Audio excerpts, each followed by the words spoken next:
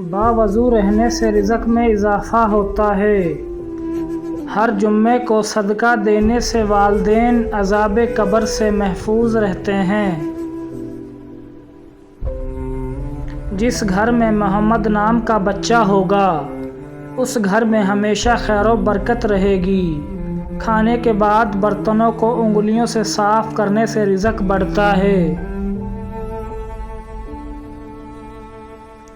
जो शख्स किबले की तरफ मुँह करके थूकेगा, क़यामत के दिन वो थूक उसकी आँखों के दरमियान मिला होगा। जो शख्स दस्तरख़्वान पर गिरे टुकड़े उठाकर खाएगा, उस शख्स का रिज़्क़ कभी तंग नहीं होगा। जुम्मे के दिन नाखून काटने वाला शख्स कभी बीमार नहीं होगा।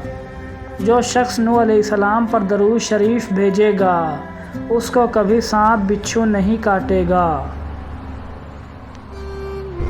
जन्नत में एक नहर है जिसका नाम कौसर है। अगर इंसान उसकी आवाज़ सुनना चाहे, अपने दोनों कानों में उंगलियां डालकर सुन ले। जैतून की मालिश जिस्म पर करने से शैतान 40 दिन तक दूर भागता है। हर महीने के पहले 3 दिन शहद चाटना बड़ी तकलीफ़ से महफूज रखता है। जो शख्स निहार मुँह 7 अदद खजूरें खा ले, उस पर कभी जादू असर नहीं करता। खड़े होकर शलवार पहनना इंसान को संगदिल बनाता है। भूली हुई चीज़ों को याद करने के लिए दरूद शरीफ पढ़ें। जो आफ़ियत की दुआ मांगेगा वो हमेशा पुरसकून रहेगा। सांप दांतों से डसता है और इंसान आँखों से, इसलिए अपनी आँखों की हिफाजत करें।